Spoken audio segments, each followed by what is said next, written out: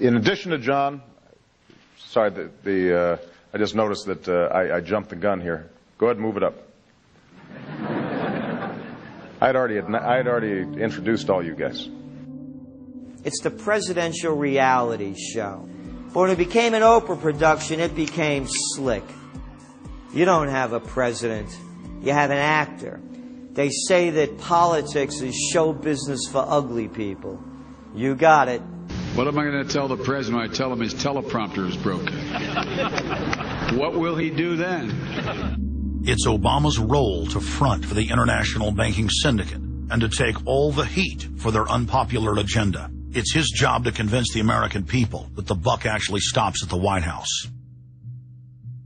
In Brzezinski's book, Between Two Ages, is that eventually we shall put presidents in who will have personality cults.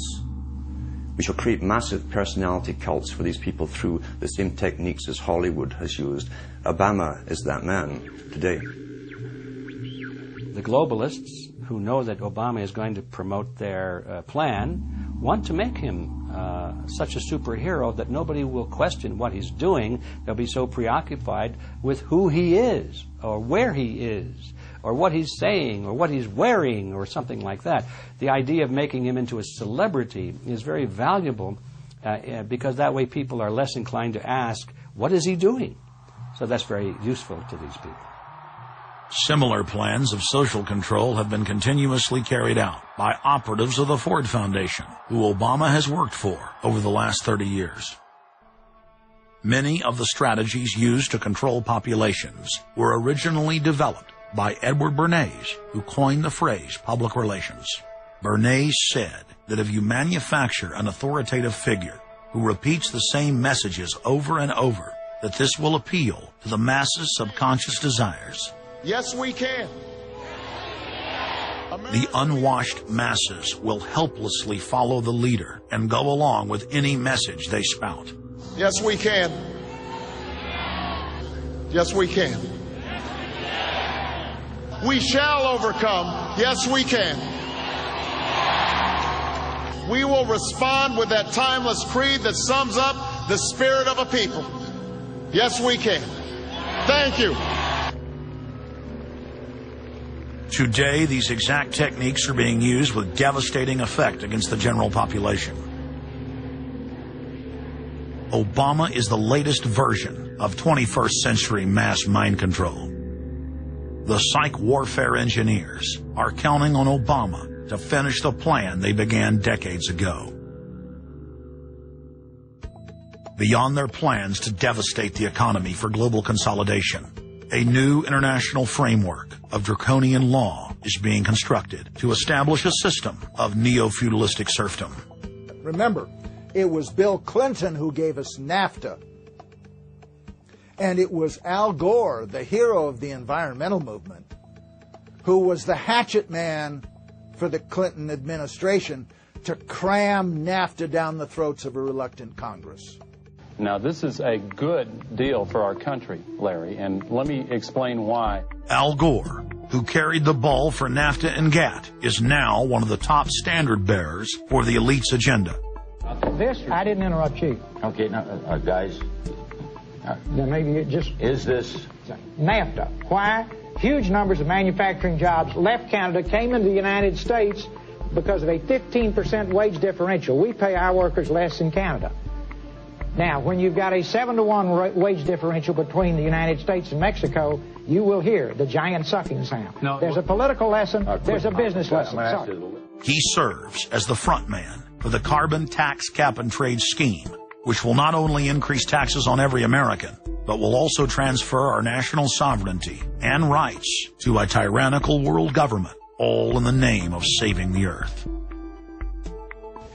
Is the legislation that we are discussing here today, is that something that you are going to personally benefit from? If you believe that the reason I have been working on this issue for 30 years is because of greed, you don't know me. I've been willing to put my money where my mouth is. Do you think there's something wrong with being active in business in this country? I am simply asking for clarification. I'm proud of it. The relationship. I'm proud of it. My name's Dr. Tim Ball. I'm a climatologist. I have a PhD in climatology from the Queen Mary College, the University of London, England. And I've been studying climate both with my 9 years in the Canadian Air Force, where it was essential to flying, and then after that at the university. So it's essentially been the whole theme of my career. Initially we're called climate skeptics. I said, but all scientists are skeptics. If you're not a skeptic, you're not a scientist. And then when that didn't work, then they came out with the charge that we were climate change deniers. And I remember when I was first called a denier, and it was in the Times of London and England. And of course, the word denier was clearly deliberately chosen because of the Holocaust connotations of that term. So it was not only a charge that you were ignoring the truth, but you were doing it in a very evil way. And of course, I laugh about that now because my whole career has been anything but a climate change denier. I've spent my career trying to educate people to how much climate changes naturally. So I'm anything but a denier, but of course that is part of the politics. Under the Nazis, there was something called race science. They had a lunatic theory of eugenics, the Aryan heritage, and all the rest of this. Absolute crackpot pseudoscience. There was no empirical measure or empirical test for the validity of those theories. They simply asserted them, and if you were a professor who stood up to them, then the Gestapo would come and take you away.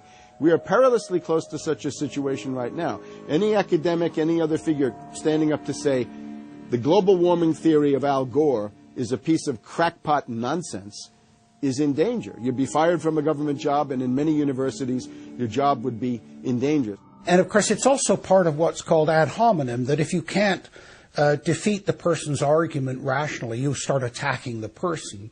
And we see that with these terms, and we see it with Al Gore calling them flat earthers. Congressman, you began by denying that there is a consensus on the science.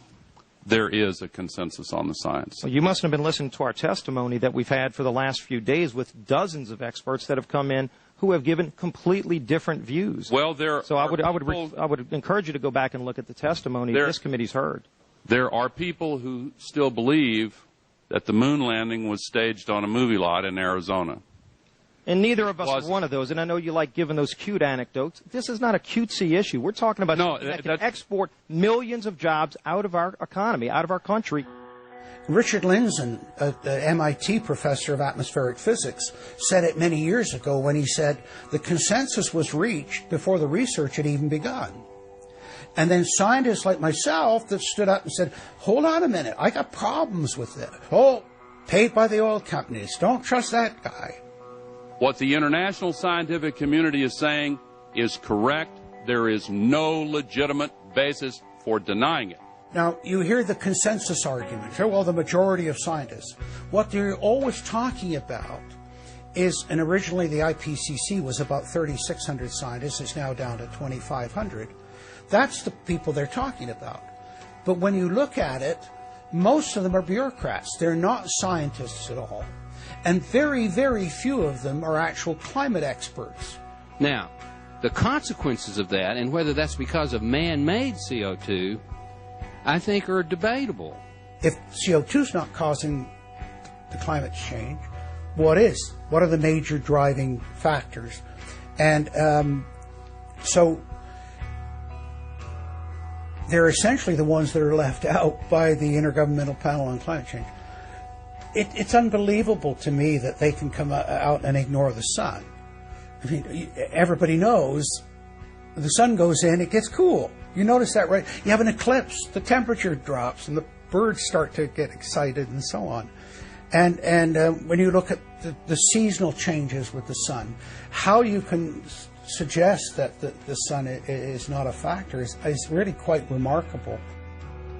Giving us false scientific information is not going to clean up our environment.